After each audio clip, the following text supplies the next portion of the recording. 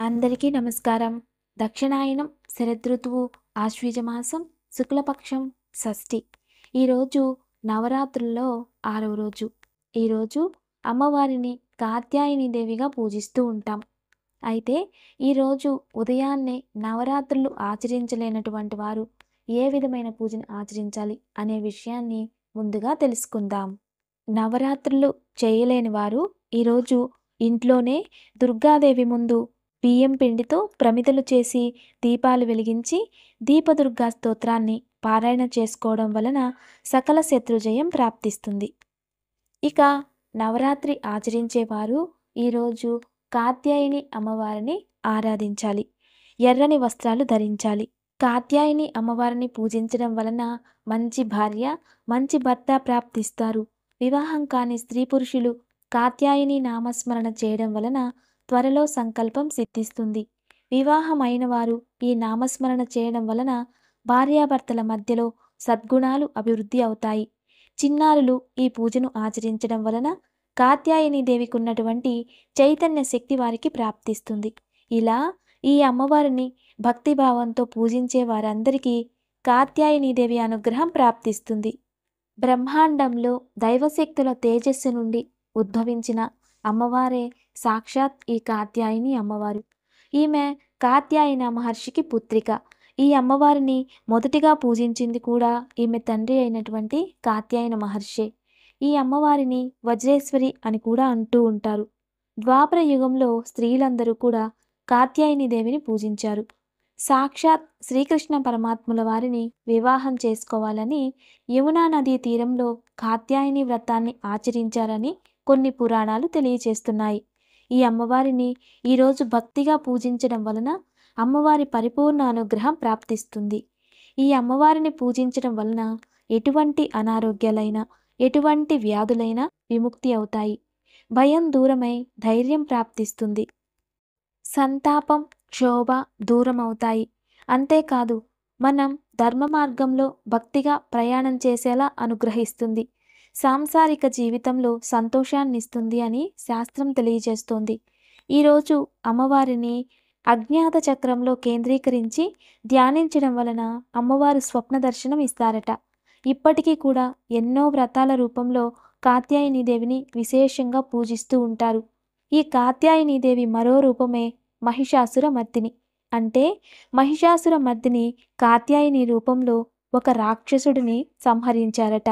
అందుకే యోగ సాధకులు, ఆధ్యాత్మికవేత్తలు మరియు తంత్ర సాధకులు కూడా ఈ 9 రోజులు కూడా అమ్మవారిని అజ్ఞాత చక్రంలో కేంద్రీకరించి ధ్యానం చేస్తారు.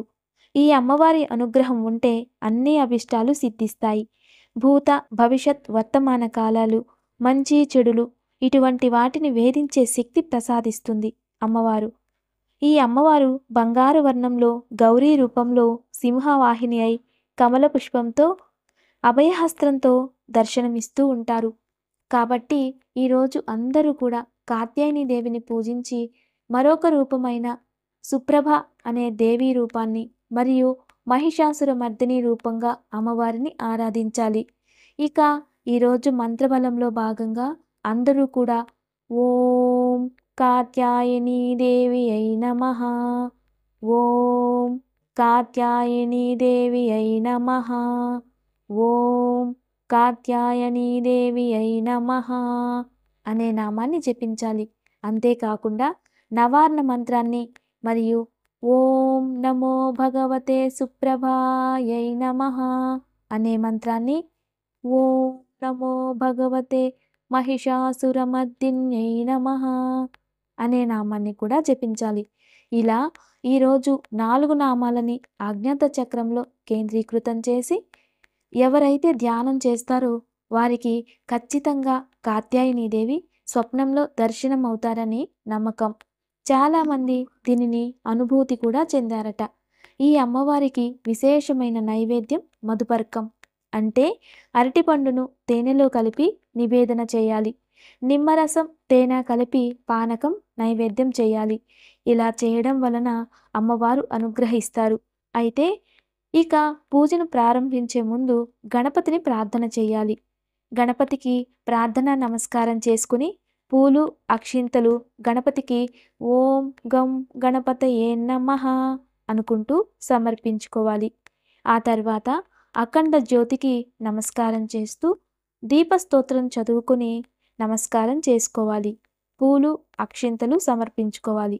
అఖండ జ్యోతి అయి నమో నమః అనుకుంటూ దర్శనం చేసుకోవాలి. ఇలా చేయడం వలన ఈ 5 రోజుల పూజా ప్రతిఫలంతో పాటు ఈరోజు పూజా ప్రతిఫలం కూడా ప్రాప్తిస్తుంది. తర్వాత నవధాన్యాలను నమస్కరించి నీరు ప్రోక్షణ చేయాలి.